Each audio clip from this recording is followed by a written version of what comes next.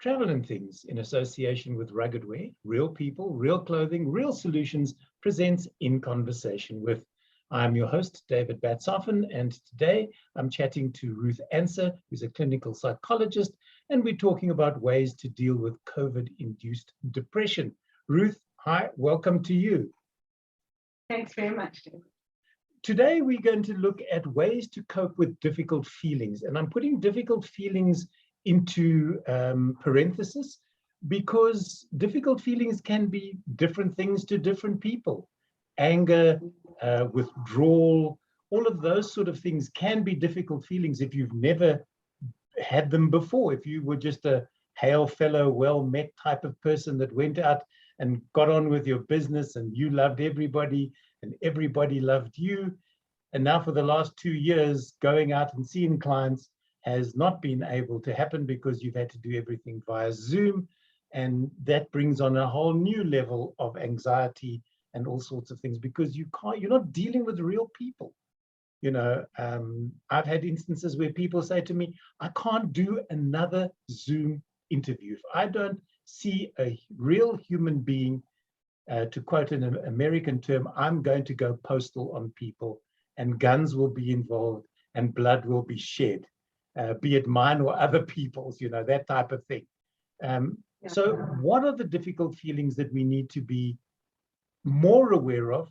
And are there easy ways to deal with those short of medication or seeing a therapist?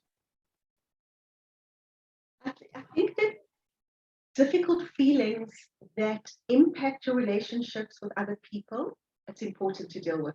So you mentioned anger.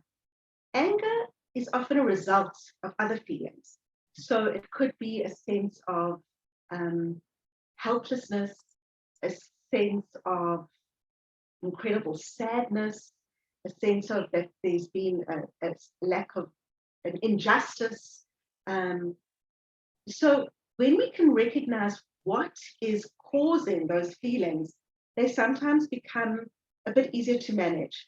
So if you are feeling very irritable, you're not able to tolerate frustration, your impulse control's lower, and you start reacting to people in a much more explosive and unpleasant way and destructive way, then I think it's very important that you become aware of it, start looking at what is causing it, what is triggering it, and then making a conscious effort to deal with things differently, because otherwise we're going to look at relationships that become ruptured.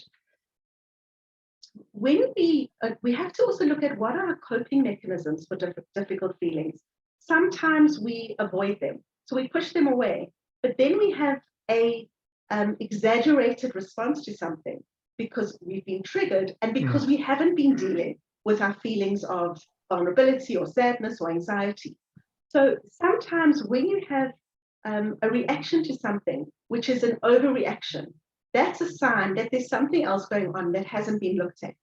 So it's very important that we are able to look at, identify, and articulate what is going on and what is beneath the difficult feelings. And no, you don't always have to go to a therapist. A lot of people manage this through mindfulness. They manage it through discussions with people close to them. But when it gets to a stage where those feelings, they are just trying to drown or avoid, or they are trying to anesthetize through the use of alcohol or the use of other drugs, then you know that that is not the best way of coping. That is going to cause other problems, even though it might feel that it's working short term, long term, it's going to cause other problems. And at that point, you need to look at if there aren't people around you that can help to reach out to professionals.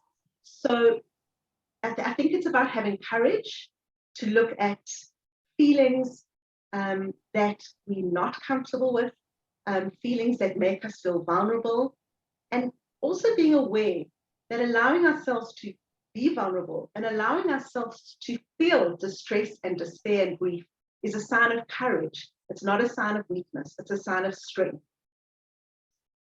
Great stuff. Ruth, thank you so very much Next time, we're going to be talking about adjustments in a changed world. My guest today has been Ruth Anser, who's a clinical psychologist. I do hope you're enjoying the series as much as I am so far. Ruth, thanks for being my guest. Thanks very much.